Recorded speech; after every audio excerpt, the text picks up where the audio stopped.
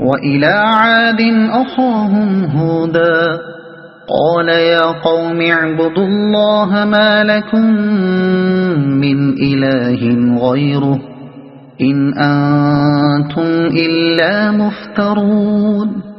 اور عاد کی طرف ہم نے ان کے بھائی ہود کو بھیجا۔ اس نے کہا، اے برادران قوم، اللہ کی بندگی کرو، تمہارا کوئی خدا اس کے سوا نہیں ہے، تم نے محض جھوٹ گھڑ رکھے ہیں۔ یعنی وہ تمام دوسرے معبود جن کی تم بندگی و پرستش کر رہے ہو، حقیقت میں کسی قسم کی بھی خدائی صفات اور طاقتیں نہیں رکھتے۔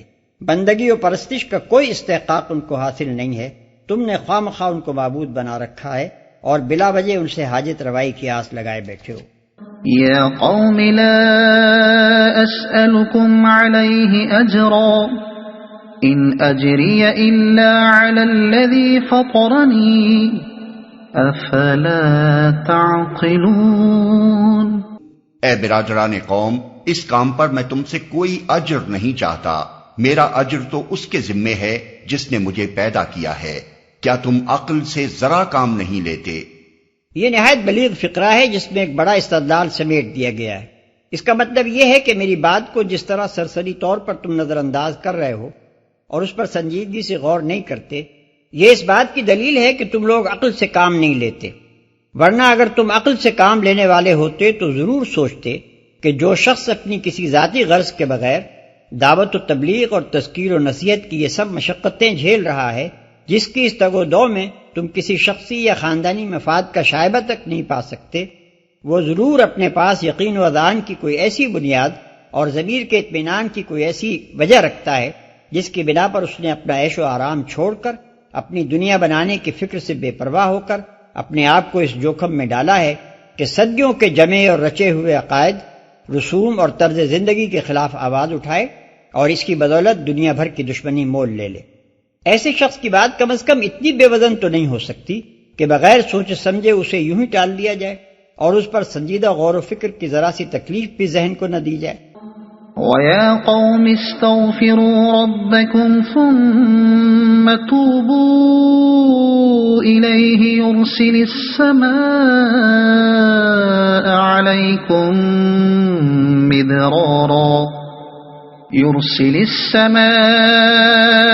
عَلَيْكُمْ مِدْرَارًا وَيَزِدْكُمْ قُوَّةً إِلَى قُوَّتِكُمْ وَلَا تَتَوَلَّوْا مُجْرِمِينَ۔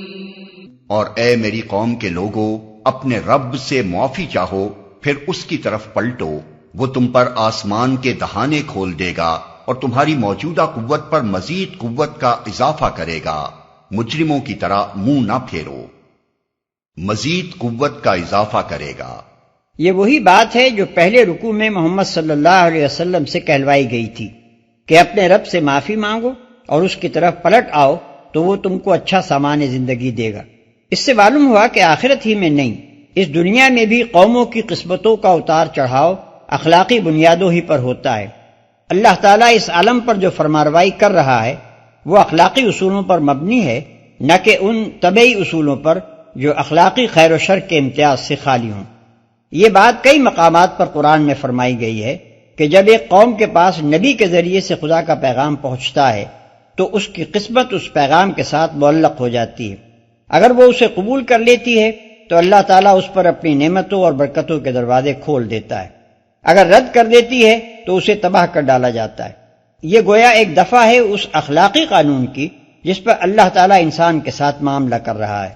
اسی طرح اس قانون کی ایک دفعہ یہ بھی ہے کہ جو قوم دنیا کی خوشحالی سے فریب کھا کر ظلم و معصیت کی راہوں پر چل نکلتی ہے اس کا انجام بربادی ہے، لیکن عین اس وقت جب کہ وہ اپنے اس برے انجام کی طرف بٹ چلی جا رہی ہو، اگر وہ اپنی غلطی کو محسوس کر لے اور نافرمانی چھوڑ کر خدا کی بندگی کی طرف پلٹ آئے تو اس کی قسمت بدل جاتی ہے، اس کی مہلت عمل میں اضافہ کر دیا جاتا ہے اور مستقبل میں اس کے لیے عذاب کے بجائے انعام، ترقی اور سرفرازی کا فیصلہ لکھ دیا جاتا ہے۔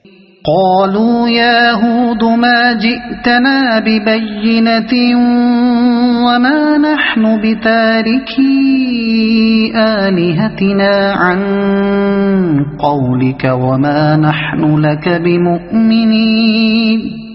انہوں نے جواب دیا، اے ہود، تو ہمارے پاس کوئی صریح شہادت لے کر نہیں آیا ہے، اور تیرے کہنے سے ہم اپنے معبودوں کو نہیں چھوڑ سکتے، اور تجھ پر ہم ایمان لانے والے نہیں ہیں۔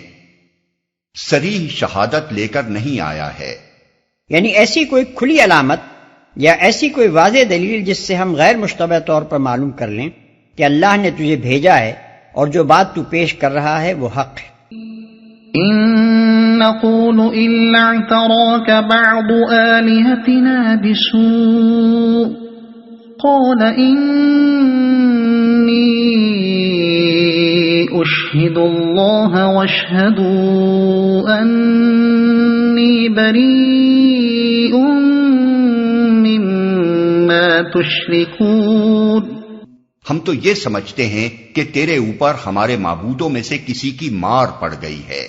ہود نے کہا، میں اللہ کی شہادت پیش کرتا ہوں اور تم گواہ رہو کہ یہ جو اللہ کے سوا دوسروں کو تم نے خدائی میں شریک ٹھہرا رکھا ہے اس سے میں بیزار ہوں۔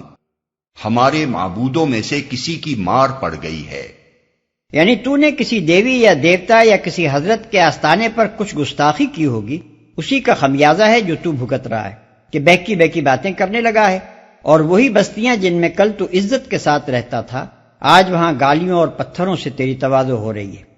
میں اللہ کی شہادت پیش کرتا ہوں، یعنی تم کہتے ہو کہ میں کوئی شہادت لے کر نہیں آیا، حالانکہ چھوٹی چھوٹی شہادتیں پیش کرنے کے بجائے میں تو سب سے بڑی شہادت اس خدا کی پیش کر رہا ہوں جو اپنی ساری خدائی کے ساتھ کائنات ہستی کے ہر گوشے اور ہر جلوے میں اس بات کی گواہی دے رہا ہے کہ جو حقیقتیں میں نے تم سے بیان کی ہیں وہ سراسر حق ہیں، ان میں جھوٹ کا کوئی شائبہ تک نہیں، اور جو تصورات تم نے قائم کر رکھے ہیں وہ بالکل افترا ہیں، سچائی ان میں ذرہ برابر بھی نہیں۔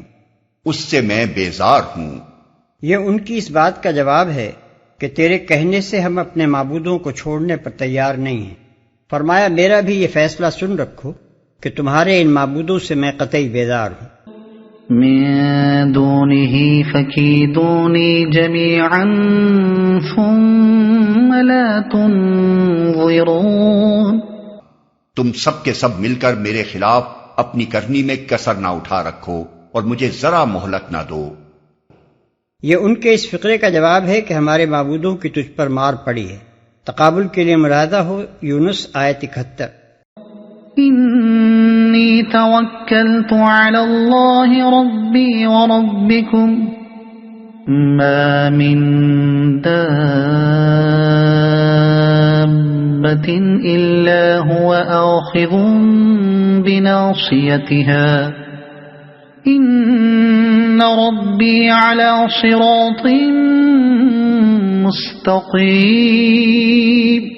میرا بھروسہ اللہ پر ہے جو میرا رب بھی ہے اور تمہارا رب بھی۔ کوئی جاندار ایسا نہیں جس کی چوٹی اس کے ہاتھ میں نہ ہو، بے شک میرا رب سیدھی راہ پر ہے۔ یعنی وہ جو کچھ کرتا ہے صحیح کرتا ہے، اس کا ہر کام سیدھا ہے، اس کے ہاں اندھیر نگری نہیں ہے، بلکہ وہ سراسر حق اور عدل کے ساتھ خدائی کر رہا ہے۔ یہ کسی طرح ممکن نہیں ہے کہ تم گمراہ و بدکار ہو اور پھر فلاح پاؤ، اور میں راست باز و نیکوکار ہوں اور پھر ٹوٹے بے رہوں۔ فَإِن تَوَلَّوْا فَقَدْ أَبْلَغْتُكُم مَّا أُرْسِلْتُ بِهِ إِلَيْكُمْ وَيَسْتَخْلِفُ رَبِّي قَوْمًا غَيْرَكُمْ وَلَا تَضُرُّونَهُ شَيْئًا إِنَّ رَبِّي عَلَى كُلِّ شَيْءٍ حَفِيظٌ۔ اگر تم منہ پھیرتے ہو تو پھیر لو، جو پیغام دے کر میں تمہارے پاس بھیجا گیا تھا وہ میں تم کو پہنچا چکا ہوں۔ اب میرا رب تمہاری جگہ دوسری قوم کو اٹھائے گا اور تم اس کا کچھ نہ بگاڑ سکو گے۔ یقیناً میرا رب ہر چیز پر نگراں ہے، تم اس کا کچھ نہ بگاڑ سکو گے۔ یہ ان کی اس بات کا جواب ہے کہ ہم تجھ پر ایمان لانے والے نہیں ہیں۔ وَلَمَّا جَاءَ أَمْرُنَا نَجَّيْنَا هُودًا وَالَّذِينَ آمَنُوا مَعَهُ بِرَحْمَةٍ مِنَّا وَنَجَّيْنَاهُم مِّنْ عَذَابٍ غَلِيظٍ وَتِلْكَ عَادٌ جَحَدُوا بِآيَاتِ رَبِّهِمْ وَعَصَوْا رُسُلَهُ وَاتَّبَعُوا أَمْرَ كُلِّ جَبَّارٍ عَنِيدٍ۔ پھر جب ہمارا حکم آ گیا تو ہم نے اپنی رحمت سے ہود کو اور ان لوگوں کو جو اس کے ساتھ ایمان لائے تھے نجات دے دی اور ایک سخت عذاب سے انہیں بچا لیا۔ یہ ہیں عاد، اپنے رب کی آیات سے انہوں نے انکار کیا، اس کے رسولوں کی بات نہ مانی اور ہر جبار دشمن حق کی پیروی کرتے رہے، اس کے رسولوں کی بات نہ مانی۔